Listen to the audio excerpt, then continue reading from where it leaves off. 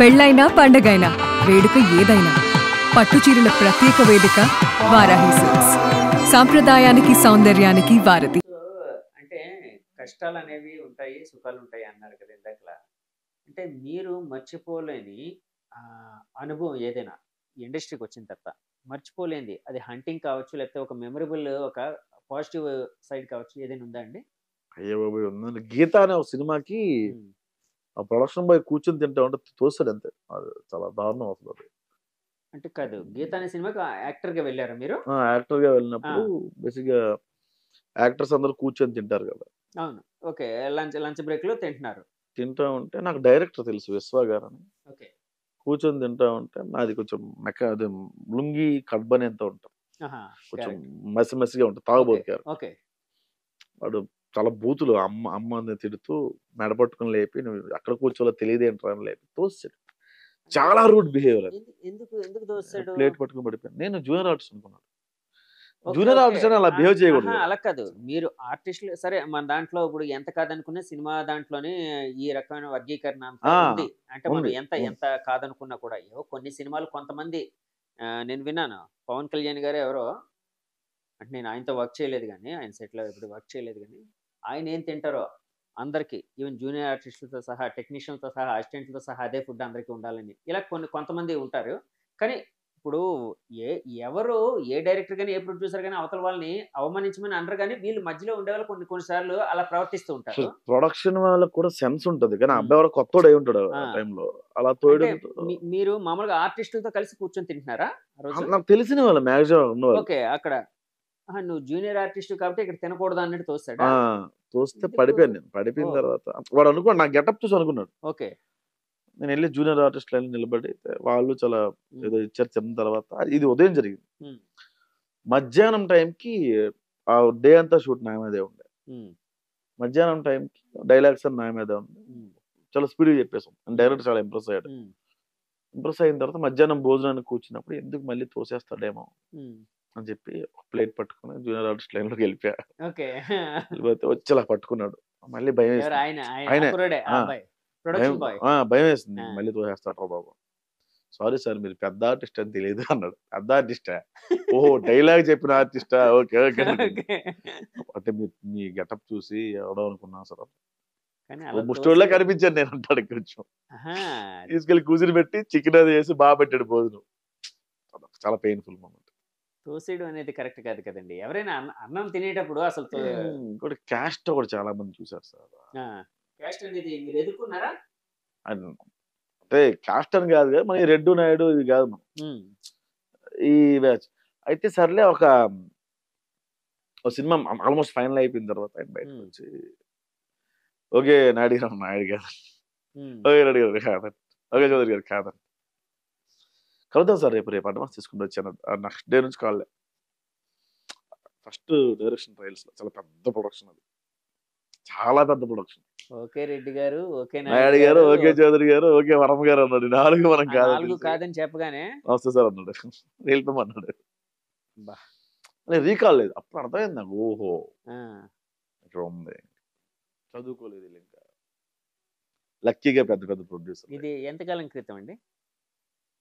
6 years 5, 6 కానీ years. ఇప్పుడుండే ఇండస్ట్రీలో సరే, కాస్ట్ అనేది సరే, చాలా ఇప్పుడు రాజకీయాల్లో కాస్ట్ బేస్డ్ రాజకీయాలు జరుగుతున్నాయి. అంటే సౌత్‌ని ఎక్కువ జరుగుతుంటాయి. అలాంటివన్నీ పక్కన పెట్టేయండి.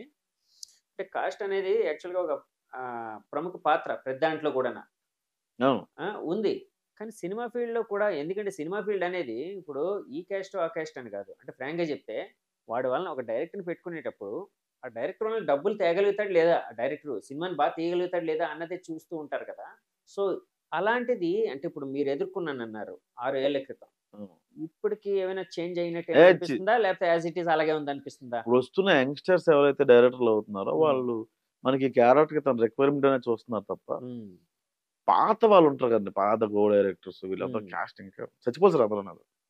అబ్బా! ఛీ! ఇంకానా? చాలా మంది ఉన్నారు. ఆ! ఎవరో రేర్ కేసెస్ గాని హ్మ్. మాక్సిమం అలాగే ఉన్నారు. హ్మ్.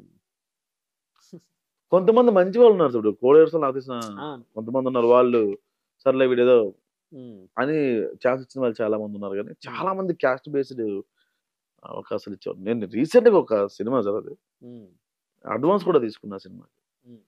ఆ సినిమా అడ్వాన్స్ తీసుకున్న తర్వాత పటాలు ఎక్కేస్తున్న టైంలో లేదు మా క్యాస్ట్ వాళ్ళే హీరోగా ఉండాలి, మా క్యాస్ట్ వాళ్ళ యాక్టర్స్ అందరూ ఉండాలని చెప్పి ఇచ్చిన అడ్వాన్సులు తిరిగి తీసుకున్నారంట యాక్టర్స్ దగ్గర నుంచి, రికగ్నైజ్డ్ యాక్టర్స్ దగ్గర నుంచి. మీకు ఇచ్చారా అడ్వాన్స్? ఇచ్చారు. తీసుకున్నారా మీ దగ్గర కూడా?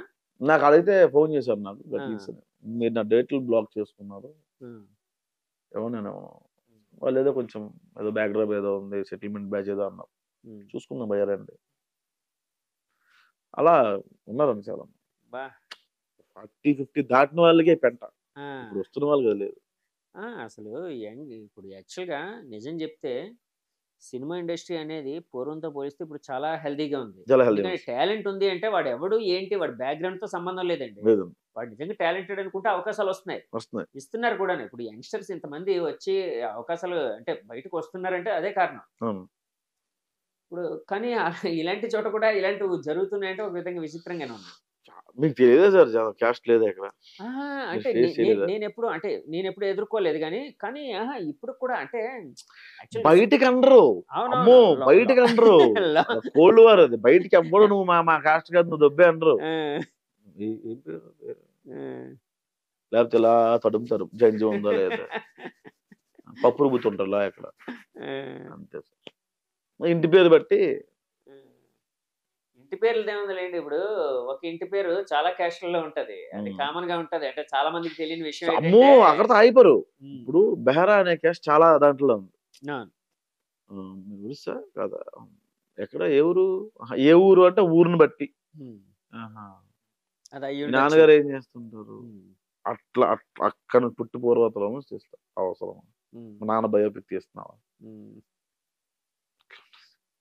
బయటికి చెప్పరు లోపల అనుకుంటారు. నేను చాలా సినిమాలు చూసా ఈ క్యాస్ట్ వాళ్ళే ఎడిటర్ గా, లైన్ ప్రొడ్యూసర్ గా, ఆన్లైన్ ఎడిటర్ గా ఉండాలి, అసిస్టెంట్ డైరెక్టర్ గా ఉండాలి, అది చాలా సినిమాలు ఉన్నాయి సార్.